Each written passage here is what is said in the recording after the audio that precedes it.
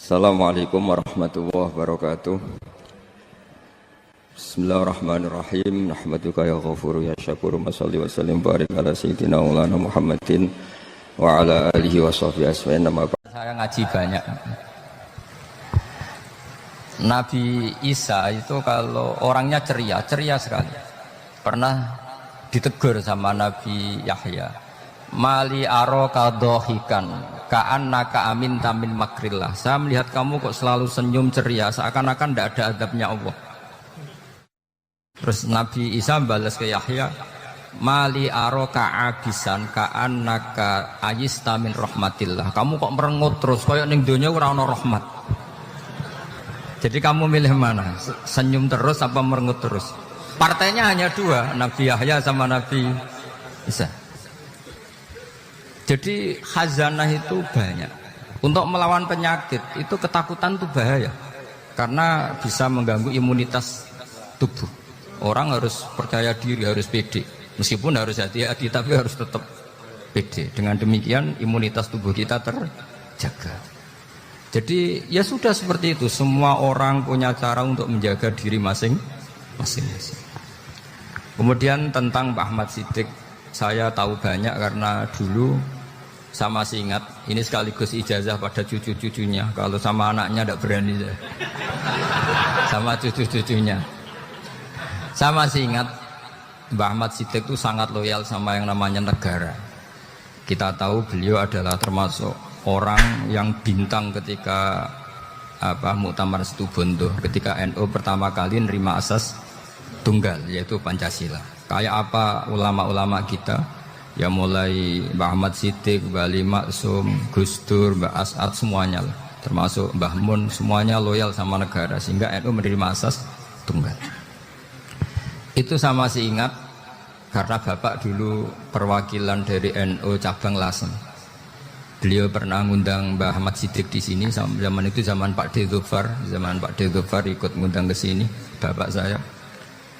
Itu saya menangi beliau ngisi pengajian di hallnya buyut saya, Mbak Umar bin Arabi. Jadi saya ini zuriyahnya Mbak Umar bin Arabi, sama dengan keluarganya Kiai Hamid Pasuruan. Itu beliau cerita bahwa kemenangan Islam itu tidak harus kita yang menang kangelan. Kadang Allah bikin orang lain yang kangelan, kita yang ikut menang.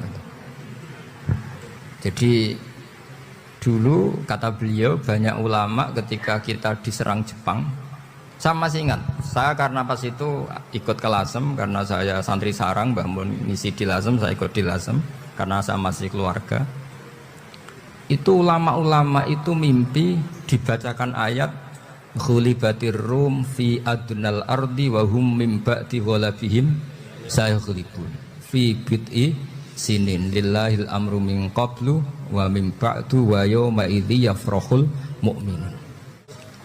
Itu dulu itu ada pertarungan besar antara kerajaan Romawi dan kerajaan Persia. Kita tahu Romawi itu Nasrani. Saya ulang lagi, Nasrani. Nasrani itu percaya adanya Allah, adanya Tuhan, dan percaya adanya kitab samawi. Sementara musuhnya itu Persia, orang yang tidak bertuhan, tidak berdasar kitab samawi. Ketika Persia mengalahkan Romawi, itu orang Islam ikut susah, karena terus dibully sama orang-orang kafir Mekah. Orang kafir Mekah adalah orang yang tidak punya kitab samawi. Katanya orang kafir Mekah, iku lho balamu. Jute duwe kitab, jarene di hubungan mbek langit, nyatane perang keok. Paling kon yo podo. Jadi ada analogi bahwa kalahnya orang Nasrani itu dianggap simbol kekalahan orang yang bertautan atau berhubungan dengan langit. Akhirnya orang Islam susah. Saking susahnya orang Islam sampai Abu Bakar itu tanya, ya Rasulullah, lalu orang Romawi menang itu kapan?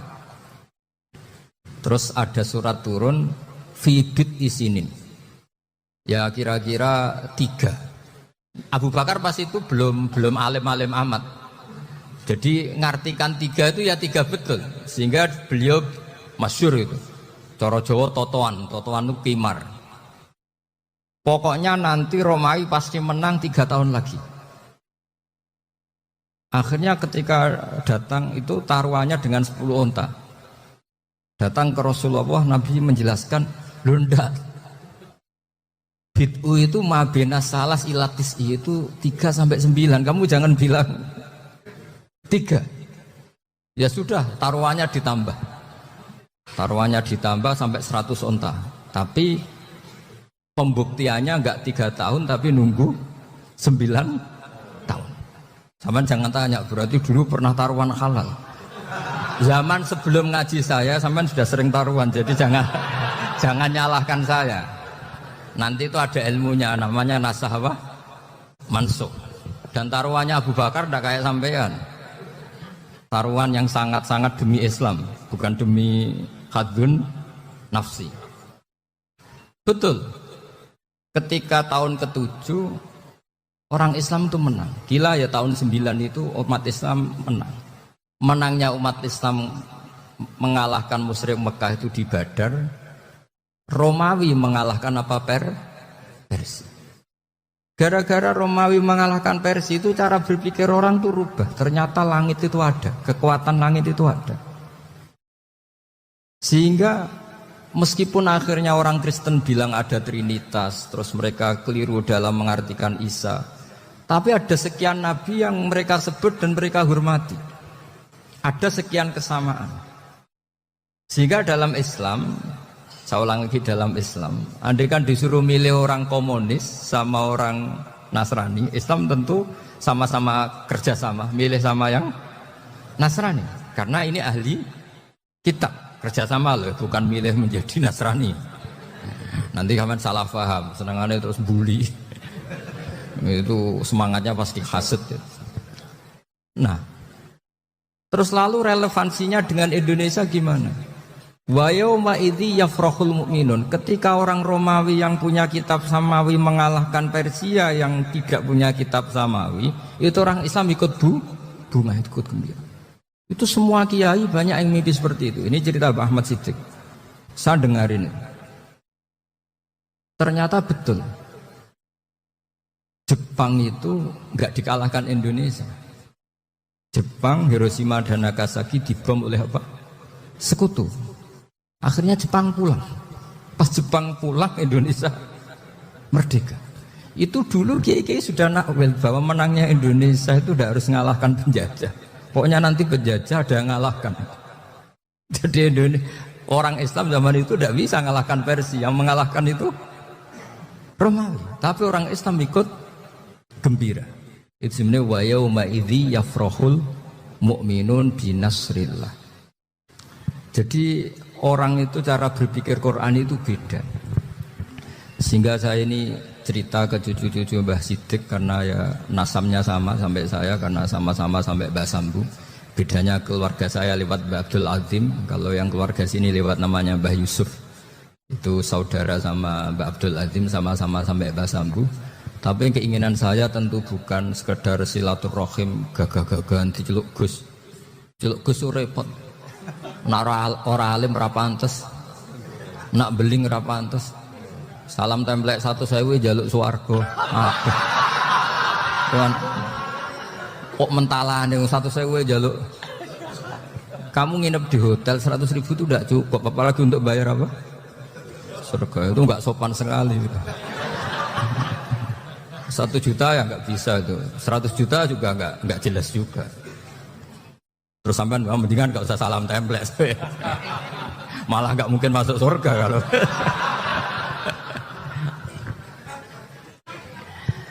Jadi dulu yang namanya zuriyah, sampean tenang saja, nasab sampean nggak kalah dengan kita, karena nanti setelah di kuburan itu gus-gus itu nggak penting. Semua kalau ditanya bapak kamu siapa, jawabannya siapa? Nabi Ibrahim. Sudah Parmin Parlan hilang semua, sudah aman pokoknya nanti, karena kalau nanti ditanya malaikat bapak kamu siapa, jawabnya Nabi siapa?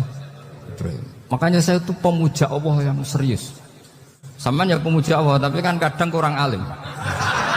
Saya ini pemuja Allah serius. Saya itu kalau ngaji, ya ngaji biasa belajar, itu sering nangis seneng. Misalnya saya baca tadi, Miftahul jannah la ilaha illallah. Lu kunci kok dikasihkan. Kita ini masuk neraka gak pantas, enggak bawa kuncinya kok masuk ini. Harusnya kita ini masuk surga, kita kan pegang kunci surga, gak pegang kunci neraka. Maka aneh kalau kamu masuk neraka itu aneh. Coba kita pegang kunci surga apa kunci neraka? Tapi kadang teman saya neraka ora ono kuncinya. Karena tidak ada pintunya. Terus saya bilang, kamu kok tahu? Memangnya mau ke sana kata saya. Saya tidak punya rencana tahu neraka. Karena nanti di antara syafaatnya Quran itu orang kalau mau masuk neraka tidak jadi. Ya nggak apa-apa ya diatur sendiri. Jadi di antara syafaatnya Quran itu orang nggak jadi masuk neraka. Jadi syafaat itu ada dua. Dari neraka diangkat ke surga. Dan itu bisa lama itu. Tapi kalau syafaatnya Quran itu yang belum masuk neraka supaya gak jadi masuk neraka. Karena neraka juga punya aturan. Dia juga kena aturan fikih. Jadi, lo betul ini. Saya ada hujan. Jadi kena konstitusi apa? Fikih. Sama tak ceritani syafaatnya Quran itu ada orang itu beling itu fasik. Itu dia hafal surat Tabarok. Hafal betul. Tabarakalladzi biyadihil mulku wa huwa ala kulli syai'in qadir alladzi khalaqal mauta wal hayata. Pertanyaannya gini, boleh enggak orang menginjek surat Baqarah? Boleh enggak? Enggak. Padahal orang hafal Quran itu artinya ayat itu ada di hatinya. Fa inna wa ta'ala la yu'adzibu qalban wa al-Qur'ana. Allah tidak akan menyiksa hati yang menyimpan Quran, yang jadi flash disknya Quran, yang jadi rekaman Quran. Singkat cerita orang ini hafal. Pas ketemu Mungkar Nakir prosedur kan, ini orang fasik mau diantemin sama Mungkar Nakir. Prosedur ya, dia kan prosedur standar. Si surat Tabarok akhirnya menjelma jadi seseorang yang gagah berani. Kamu nggak boleh nyiksa orang ini. Saya ini kalamu. Kalau kamu nyiksa dia berarti nyiksa saya. Kamu berani sama kalamu. Wah ya tidak berani dari Mungkar Nakir. Tapi orang itu nakal, harus saya gebukin. Tapi kata Quran tadi, tapi saya di situ pasti kena saya. Oh debat, nggak ada lajnahnya, ini nggak ikut. Kalau Gus Firjon ikut jadi lajnah. Kalau jadi lajnah pasti kroninan. Kalau santrinya dimenangkan nanti. Akhirnya debat. Ya sudah kita ketemu Allah. Akhirnya Mungkar Nakir sama Quran tadi surat Tabarok datang sowan sama Allah. Terus kata Allah, memangnya kenapa Mungkar Nakir? Saya harus nyiksa dia karena dia fasik ya Allah. Memangnya kenapa surat Tabarok? Saya ada di situ. Menurut aturan orang tuh nggak boleh injak-injak Quran. Kalau dia nutuk saya, nutuk Quran. Itu harus dikasih tahu fikihnya Mungkar Nakir. Akhirnya Allah ngendikan gini ke surat Tabarok. Ya sudah terserah kamu. Kalau terserah kula Gusti, Mungkar Nakir gak boleh nyentuh orang ini. Ya sudah selamat. Sehingga terus itu sama baca di termasuk mujizatnya surat Tabarok di tafsir Ibnu Katsir banyak. Karena tadi logikanya malaikat itu juga kena aturan fikih. Sehingga banyak ulama termasuk Said Muhammad ngendikan pertanyaan Mungkar Nakir itu tidak semua orang kena. Kalau semua orang kena nanti kalau tanya Nabi Muhammad, waman nabiyuka? Kacau kan jawabnya. Nabi kamu siapa? Lu saya ini nabi. Ya kan? Lah nanti kalau pas ketemu Nabi Ibrahim, waman abuka. Jadi repot kan? Makanya ada kiai yang guyon kalau ditanya, "Marabbuka?" Saya ini guru tauhid sembrono.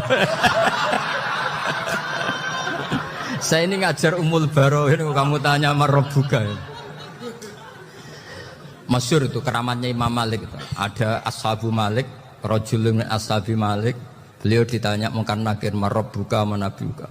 Imam Malik datang, ini seumur-umurnya itu ngajar tauhid. Kamu bedai itu gak sopan kamu. Nah, kita berharap barokah sampean ngaji nanti itu. Yes. Malaikat itu anak sungkane itu. Jadi dan saya meskipun guyon itu serius. Bedanya orang alim sama ndak itu di situ. Kalau orang alim itu guyon itu masih benar, masih serius. Coba saya bacakan ayatnya. Ala inna awliya Allahi la khaufun alaihim wa lahum yahzanun. Terus lahumul busyra fil hayatid dunya fil akhirah. Artinya kalau mungkar nangkir dengan penampilan garang gitu, berarti ada ketakutan apa enggak? Ada. Padahal ciri utama walinya Allah tidak ada ketakutan. Makanya itu termasuk dalilnya Sayyid Muhammad. Tidak semua orang alami seperti itu, karena wali-wali itu la khaufun alaihim wa lahum yahzanun. Wah, anak kiai mungkar nangkir cok wedi wedek. Iku dreseke ora kok pertanyaan itu, nak konan santri piye? Lho isen wis kiai dihanjuti mungkar nangkir. Malu gak kira-kira? Mesti plengaan iki konan santri piye? Nak jawabannya gampang karena pernah ngajar tauhid. Makanya Sayyidina Ali ini ceritanya ada di kitab Nuri Dholam. Sama lihat di kitab Nuri Dholam karangannya Syekh Nawawi Banten. Itu Sayyidina Ali itu ya, andai kan orang biasa mungkin ya agak-agak hasut, tapi ini wali gak boleh kamu katakan hasut. Dia itu mangkal sama Umar. Orang kok setiap orang pernah dibentak. Apa dia berani bentakmu karena ke? Penasaran. Bagaimana kerengnya Umar itu berlanjut enggak gitu kira-kira. Akhirnya minta, ya Allah saya minta kasyaf. Ya karena yang minta Sayyidina Ali karena mau wajah dituruti sama kasyaf. Dilihat Sayyidina Umar pas meninggal itu. Jadi hasud itu ya kadang penting asal baik. Loh betul, bahasa Kanjeng Nabi kadang la hasada illa fusnaten. Itu Nabi bahasakan ya hasad. Gus Verson aja yang nafsirkan ghobtoh. Itu kan gaya-gayanan sebagai ulama. Aslinya Nabi ngendikannya itu la hasada illa fusnaten. Ulama yang ganti itu namanya ghobtoh. Wong Nabi sendiri nyebut hasad, kok kamu tafsiri ghobtoh. Ya hasad ya hasad. Udah, nggak usah ditakwil-takwil, pokoknya gitu. Kalau sama nggak percaya nggak apa-apa. Kok gitu aja kok repot. Karena sama nggak percaya kemungkinannya dua. Satu nggak ngerti. Dua sama-sama alim. Kan dari awal kalau sama-sama alim kan laisali alimin ayuqallida aliman akhor. Kita nggak perlu saling mengikuti. Ngapain hasud? Biasa aja. Akhirnya Sayyidina Ali kasar. Pas Umar bangun, setelah mati kan bangun, setelah meninggal bangun. Mungkar Nakir datang dengan perangai yang sangat garang. Itu digambarkan Sayyidina Ali, matanya itu kalkidril ghali, kayak apa, kendil yang apa, mengangang. Wah seru. Sayyidina Ali senang, paling takut ini Umar. Senangnya bukan main, wah ini mesti takut Umar. Biasa. Ternyata enggak, Umar malah bangkit. Woi Mungkar Nakir ya. Kamu tahu menghadapi siapa? Itu betul ya? Kamu itu menghadapi temannya ahabbal khalqi ilallah. Yang diandalkan temannya bukan dia. Kamu tahu yang kamu hadapi, saya ini teman kekasihnya Allah. Jadi boleh kamu mengandalkan Mbak Virjon. Tapi nanti resikonya Mungkar Nakir tanya, itu Virjon siapa? Wah itu masalah kan. Makanya syaratnya wali itu harus ma'rufun fis sama. Di langit sudah populer. Makanya dulu ada orang yang saking seninya Abdul Qadir ditanya apa saja jamnya Abdul Qadir Al-Jilani, itu aman karena beliau populer. Makanya program kita harus populer dulu di langit. Nah, itu nanti kalau dicatut oleh santri-santri nggak apa-apa. Kalau nggak populer nanti dicatat, itu siapa? Masalah ini. Umar itu yang dibanggakan itu, kamu tahu saya siapa? Ya enggak tahu. Saya ini temannya kekasihnya Allah. Temannya Muhammad. Iya Muhammad Rasulullah. Wah mikir, waduh, repot. Loh di dunia aja gitu kan, temannya presiden, temannya panglima, apalagi ini temannya Sayyidul Awalin wal Akhirin. Di dunia aja bilang temannya presiden, menteri, orang sudah takut, apalagi ini temannya Sayyidul Awalin. Yang Mungkar Nakir terus konfirmasi sama Allah, gimana ya Allah ini ngadepi. Sebetulnya diandalkan itu temannya, bukan dia. Wah, akhirnya sama Allah dibilang, ya bu, ya sama seorang seperti itu bu yang sopan. Terus semenjak itu Mungkar Nakir itu nggak selalu berpenampilan seperti itu sangat. Jadi semoga itu konsisten sampai nanti. Jadi kamu kalau ingin nggak takut mukan nakir, jadi wali dulu. Karena syaratnya tadi hanya wali sing la khaufun alaihim wa lahum yahzanun lahumul busyra fil hayatid dunya fil akhirah. Jadi orang itu kalau ngaji itu harus khatam. Jangan semuanya kena pertanyaan. Dan kalau semuanya kena pertanyaan nanti repot. Kalau Nabi Muhammad ditanya waman Nabi juga. Nabimu siapa? Lu kan terus jadi aneh. Jadi makanya ngendikan Sayyid Muhammad semua ulama lah, nggak ada am kecuali ditaksis, kecuali sifatnya Allah. Misalnya bikulli syai'in alim, ya benar-benar bikulli syai'in. Tapi kalau am semuanya pasti ada taksis, meskipun dalam muhawarah muhadasah biasa. Misalnya contoh gampang, istri kamu baru seneng kamu, mas nang pengen apa-apa itu lapor aku, gak apa-apa mas, mesti aku seneng gak sama lapor. Iku di aku pengen wayo. Wah langsung dari apa wae. Mesti apa wae maksudnya kecuali itu gitu. Padahal kalau ngomong mas sampean ingin apa saja tak dukung. Terus sampean bilang pengen iku wayo. Kira-kira disetujui apa enggak? Sama seperti kita kalau punya teman akrab, wah senang omahku gak apa-apa, anggap ya omahmu dewe. Terus mlebu-mlebu kamar.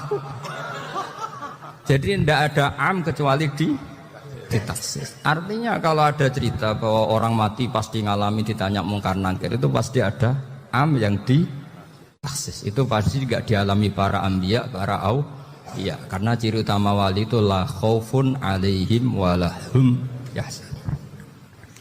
Kemudian saya yang mau cerita ya, supaya sampean bisa menghadapi dunia global ini, tak bawa tafsir Munir termasuk tadi. Kenapa orang Islam, Rasulullah SAW itu lebih senang kalau yang menang itu orang Nasrani Romawi, ketimbang yang menang itu orang Faris, dalam hal ini ateis. Karena orang ateis itu lebih ngeri. Sebetulnya beberapa penemuan sains, terutama di ilmu medis, itu orang Amerika. Kayak cloning. Tapi orang Amerika itu masih dilarang oleh gereja untuk mengaplikasi. Karena nanti bayi cloning itu dipakai suku cadang. Di Amerika masih ditentang oleh fatwa-fatwa agama, baik Islam maupun Kristen. Tapi di Cina itu dipraktekkan. Karena nggak ada halangan agama. Di Cina itu biasa ada kondom diolah lagi jadi alat-alat aksesoris. Di Amerika tidak ada karena masih ada agama, masih ada larangan. Sehingga orang Islam itu lebih takut kalau yang menang itu Persia, karena terus cara berpikir ternyata Tuhan itu tidak ada, langit nggak ada perannya. Jadi ketika yang menang Nasrani masih berpikir itu pertolongan Tuhan, meskipun mungkin cara mengatakan Tuhan beda dengan kita. Tapi ada satu kesamaan bahwa kekuatan samawi itu ada. Jadi disebut hulibatir rum fi adnal ardi wa hum min ba'di walabihim sahibun. Di sini diterangkan oleh Syekh Nawawi supaya kamu tidak salah paham. Sebetulnya kamu katakan misalnya wah itu paham liberal, sebenarnya saya tidak tersiksa. Cuma takut yang mengatakan seperti itu cek goblokir atau ngaji gitu. Itu aja masalah saya. Ini saya baca ini karangannya Syekh Nawawi karena tadi kata Mbah Firjon ngaji itu harus sama orang yang bersanad. Saya ini kalah sama beliau itu berkali-kali. Secara nasab saya harus manggil Mbah. Secara silsilah ilmu saya juga kalah lagi. Saya sering disewani sama cucu-cucu Syekhona Khalil. Kiai Siddiq itu termasuk murid dekat beliau Syekhona Khalil. Kalau itu berarti kan Gus Firjon, Ahmad, terus Mbah Siddiq. Mbah Siddiq ngaji Syekhona Khalil. Syekhona Khalil itu pernah ngaji langsung sama Sayyid Zaini Tahlan. Berarti beliau dari Sayyid Zaini Tahlan itu baru generasi kelima. Sementara saya itu sudah ke-7 atau ke-6. Saya, Mbah Mun, Mbah Karim misalnya, Mbah Hashim, Mbah Mahfud Termas, Sayyid Abi Bakar Sato, yang arangnya Anatul Thalibin, baru Sayyid Zaini Tahlan. Berarti saya ke-7, kalah lagi. Tapi untuk jadi wali biasanya cepat saya. Karena syaratnya jadi mbah itu ngalah demi putu. Jadi kalau beliau ngotot Saya dulu Gusti, saya mbahnya. Wah itu mbah yang nggak baik. Pasti jatahnya dikasihkan apa? Cucunya dulu. Makanya Abdul Muthalib itu orang yang dapat wangsit, tapi yang jadi nabi itu cucunya. Jadi dalil saya banyak. Sebenarnya Abdul Muthalib itu sudah sering dapat wangsit. Karena saya bahasakan wahyu, Nabi yang protes, enggak nabi kok dapat wahyu. Tapi sebetulnya Abdul Muthalib itu masyhur. Kalimat-kalimatnya menunjukkan bahwa beliau itu sudah dapat wahyu kalau nanti cucunya itu jadi nabi. Makanya senangnya bukan main Abdul Muthalib sama Rasulullah. Putu seneng mbah, seneng putu. Jadi mungkin, jadi sampean enggak usah protes loh. Ya, yang jadi wali kok cucunya. Loh, betul. Dulu Mbah Hamid Pasuruan itu kalau Mbah Ahmad Siddiq ke sana, Mbah Hamid Pasuruan kalau manggil Mbah Ahmad Siddiq itu paman. Tapi pamannya minta ijazah ke ponaan. Apa ya gara-gara itu memang. Kalau itu masih berlaku apa? Ngalah tadi. Kayaknya masih apa? Hawane masih. Hawane masih. Karena melihat tren-tren langit masih gitu kayaknya masih. Masih itu. Ya, tapi mbahnya tetap dapat jatah, tenang saja nanti. Tapi memang sebaiknya mbah itu legowo. Rasulullah Muhammad SAW itu terkenal min dzurriyyati Ibrahim. Tapi kata Rasulullah, ana dakwatu Ibrahim wa bisyaratu Isa. Aku nganti ngene iki barokah dongane Nabi siapa? Ibrahim. Jadi dongane Nabi Ibrahim ya tiba teng putu. Jadi banyak bukti bahwa jatuhnya ke putu gitu. Tadi saya di kamar sama beliau berduaan. Nih Mbah sing dadi wali di sini. Aku webah. Cocokan tadi. Nah, kenapa saya akhir-akhir ini gulirkan daftar wali? Kenapa? Saya ini resah ya. Orang sudah ingin dicintai pejabat, dicintai tetangga, dicintai teman. Tapi kadang-kadang orang lupa lagi dicintai apa. Makanya saya meskipun guyon, tapi ini amdan, bukan sahwan. Supaya orang punya cita-cita lagi jadi wali, ingin dicintai Allah. Kita ini terlalu lama ingin dicintai makhluk. Mbok ya naik kelas sedikit lah. Ingin dicintai Allah Subhanahu wa ta'ala. Meskipun saya guyon, tapi tadi guyon saya tuh lebih serius ketimbang serius Anda. Karena tak pikir. Saya tuh kalau pergi itu seneng ngebis, bukan karena saya tidak punya mobil, tapi saya sering mau butuh itu supaya nggak diganggu. Karena saya tuh harus punya waktu sendiri. Kalau bis kan ketemu orang nggak kenal, tapi sekarang ya agak susah, banyak yang kenal. Dan susahnya lagi nggak minta ijazah, minta foto. Aduh. Orang repot tuh. Mau dibenci itu umatnya Rasulullah Shallallahu Alaihi Wasallam. Mau disetujui itu sanatnya mana? Kalau ketemu orang alim minta apa? Foto. Itu nggak ada sanatnya. Nggak tahu saya itu mazhab dari mana itu. Ya mazhab milenial yang jelas itu kan. Ini tak baca ya biar dapat. Karena ini kenangan saya sama Mbak Ahmad Siddiq. Saya masih ingat betul beliau ngisi kholnya Mbak Abdullah bin Umar, berarti abahnya Mbak Hamid. Karena mbah saya itu Fatimah binti Khalid bin Umar. Kalau Mbak Hamid itu Hamid bin Abdullah bin Umar. Itu saya masih ingat betul zaman itu Mbak Hamid setiap khol di Lasem itu rawuh dan saya derek mbah saya. Karena masih misanan datang ke Lasem, itu beliau pas itu ngisi sama Mbah Mun. Mbah Mun masih muda, Ki Ahmad Siddiq sepuh senior. Itu beliau cerita bahwa dulu ketika Indonesia dijajah Jepang itu para kiai mimpi dibacakan ayat Khulibatir Rum fi adnal ardi wa hum mim ba'di walabihim salim. Terus ada kiai yang tanya takwilannya gimana? Ya nanti Jepang pulang bukan karena kita yang mengalahkan, tapi Jepang ada yang mengalahkan sendiri meskipun tidak kita.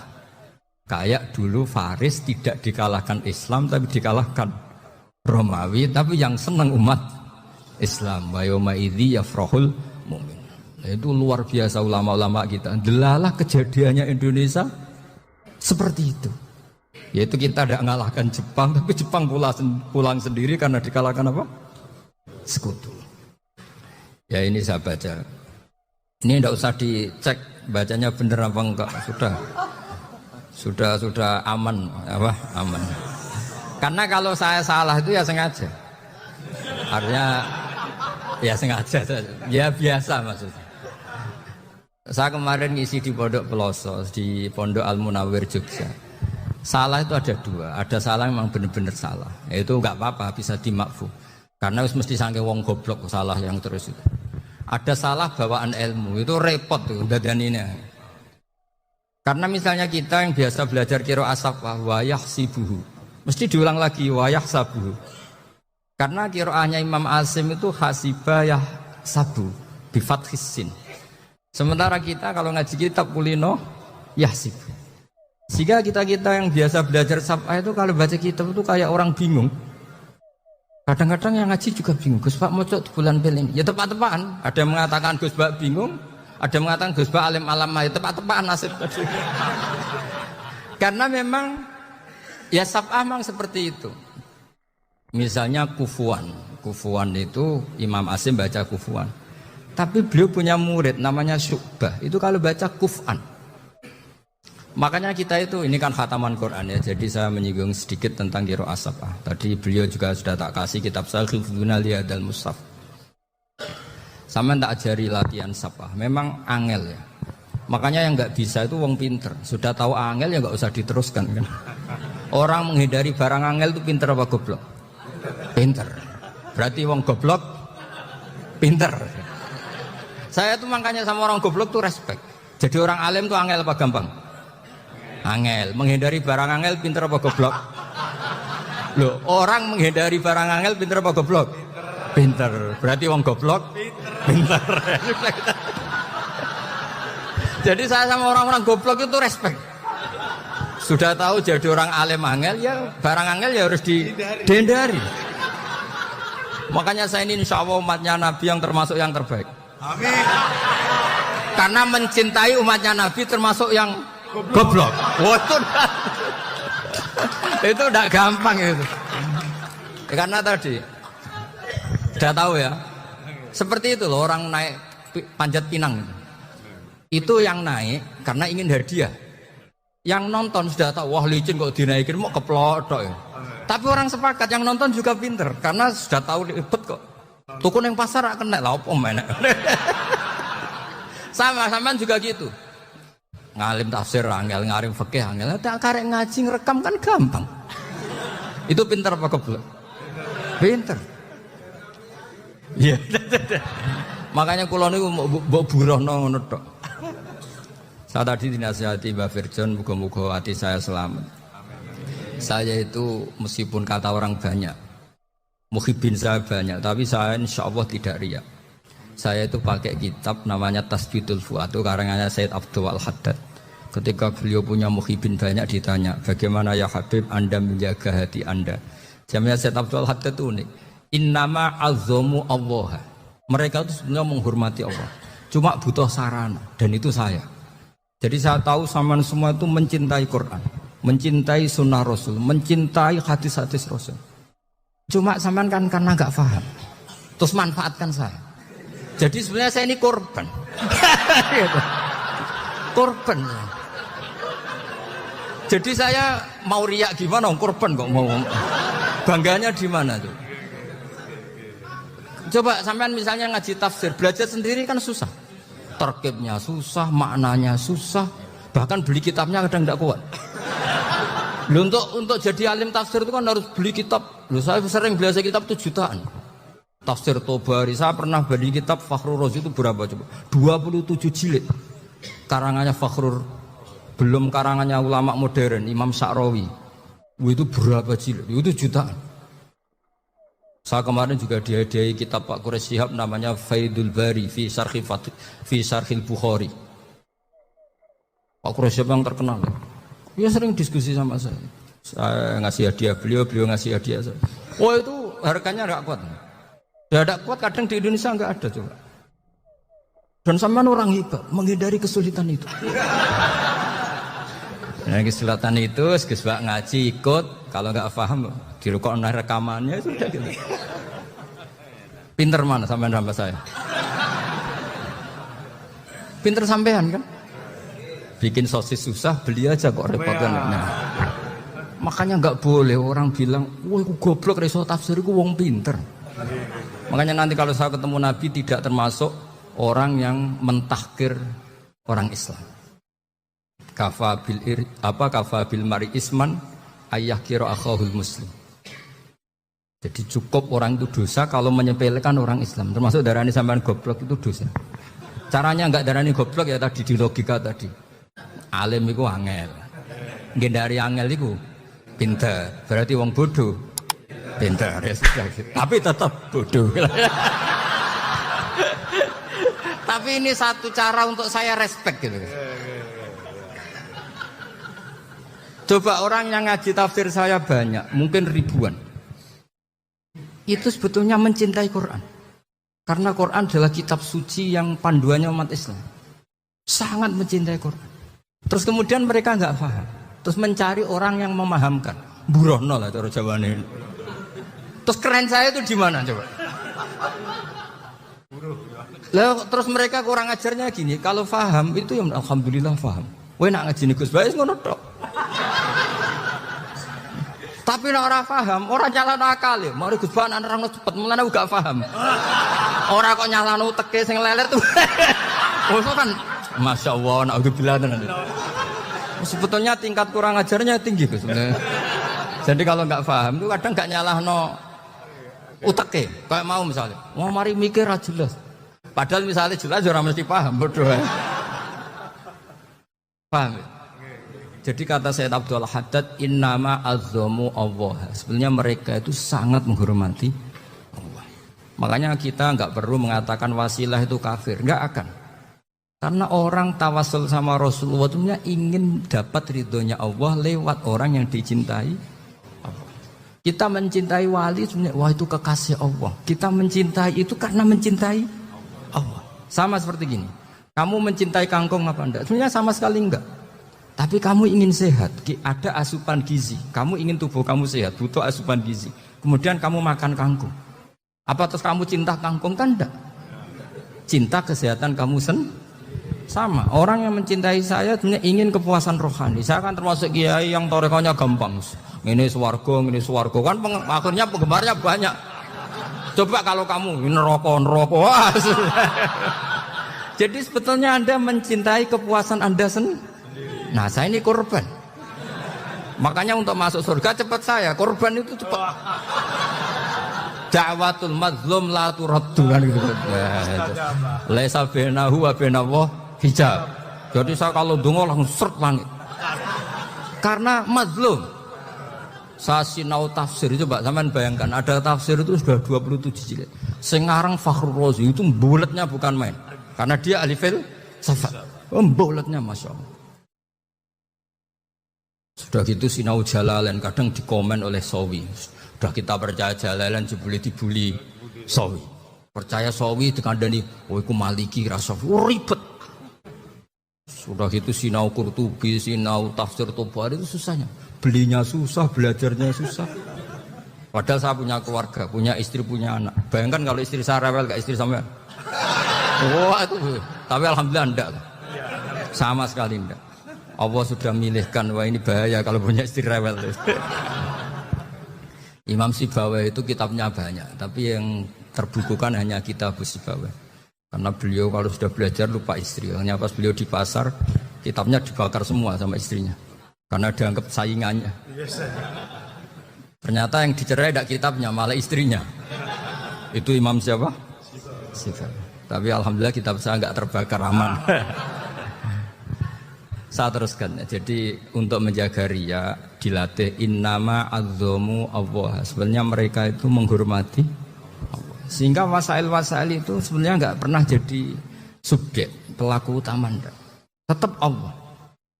Sebab itu kata Sayyid Muhammad, kamu kok mengatakan wasilah itu kafir itu gimana?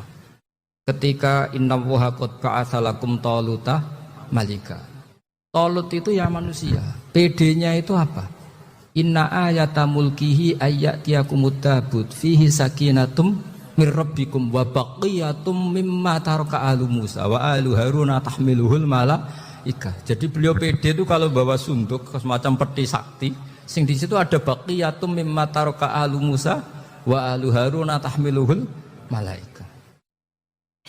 Ya kayak semacam jimat. Tapi saya bukan mensyariatkan jimat enggak, karena nanti banyak penjual yang pembohong juga gitu loh. Cuma cerita, kamu tidak usah mengatakan kafir dulu. Tolut PD-nya kalau bawa sunduk semacam peti kesaktian yang di situ ada baqiyatum mimma taraka alu Musa wa alu Harun tahmiluhul malaika. Sehingga Khalid bin Walid meskipun beliau sahabat dan menyaksikan wajah Rasulullah SAW, itu bawa sya'aratun min sya'aratihi Rasulullah SAW, bawa rambutnya Nabi. Perang kemana-mana itu diletakkan di pecinya. Nanti sama tanya lagi, masa pakai peci Khalid bin Walid ini? Wah panjang, sampai itu repot. Sampai tak warai ngaji usul fikih. Usul fikih itu kalau ngaji itu ada istilah tangkihul manat. Ini mesti wilayah yang kita bisa berdebat sama Mbah Firjon. Dulu itu musuh saya karena saya mewakili Anwar, beliau mewakili Peloso. Tapi tahu-tahu kalah tua terus saya mengundurkan diri.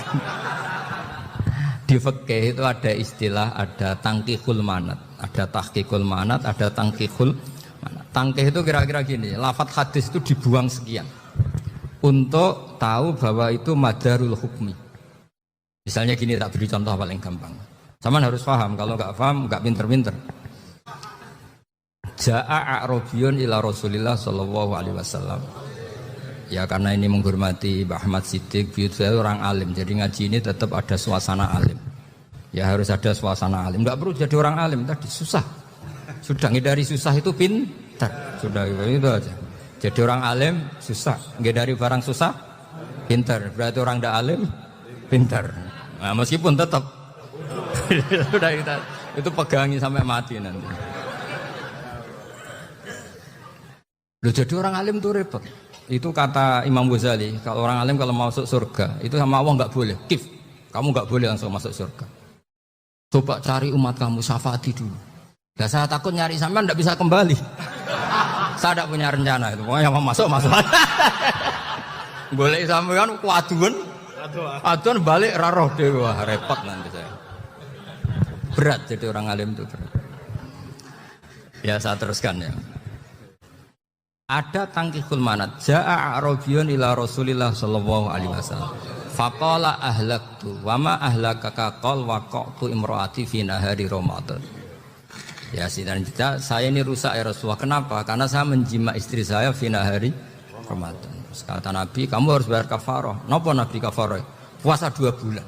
Wong baru 1 hari aja terjadi gitu kok disuruh puasa 2 bulan. Ya tidak kuat ya Rasulullah. Baru berapa hari saya puasa aja kecelakaan seperti itu. Apalagi kalau sampai 2 bulan. Tidak ya Rasulullah. Ya sudah kalau gitu kamu pertama ngasih makan apa? Itku rokobah kan, pertama merdekakan budak. Tapi kan sekarang nggak ada budak, makanya terus sekarang langsung puasa. Wah ini nggak bisa semua. Ya sudah ngasih makan orang 60. Kasihkan siapa ya Rasul? Ya orang fakir. Saya ini paling fakir. Di kampung saya ini orang paling fakir. Jadi mulai dulu orang fakir itu hubungan suami istri itu paling lancar, mulai dulu. Makanya orang fakir itu anaknya banyak, karena hiburannya hanya itu. Wong Ramadan aja. Coba mau ke ATM nggak punya uang, mau antri di bank nggak punya, mau apa coba?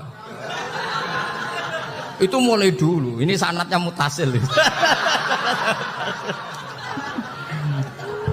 Wah, akhirnya sudah sanksinya kan tadi ya itqu raqabah atau puasa 2 bulan berturut-turut atau ngasih makan 60 orang miskin. Lalu kata ahli usul fikih, kata a'rabi dibuang, nggak menjadi catatan hukum. Orang kota pun kalau melakukan itu juga kena sanksi yang sama. Imro'atau juga dibuang. Andai kan itu dilakukan untuk amatnya juga ketentuannya sama. Nah sekarang perdebatan antara Imam Syafi'i dan Imam Malik begini. Sekarang pertanyaan gini, jima istri itu hukumnya boleh apa haram? Boleh kan?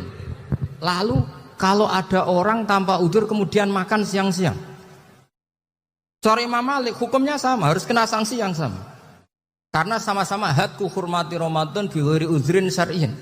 Sama-sama merusak hukum Ramadan tanpa udzur syar'. Lu jima itu tidak zina. Kan hukumnya jaiz. Nah sekarang makan hukumnya jaiz, harusnya juga kena ketentuan yang sama. Cara pikirannya Imam Malik.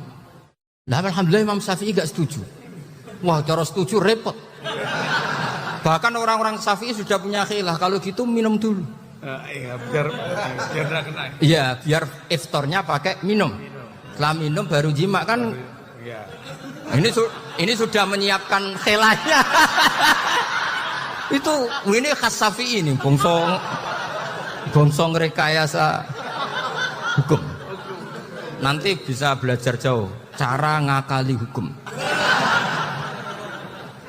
Makanya guyonan yang masyhur Gus Dur itu gitu.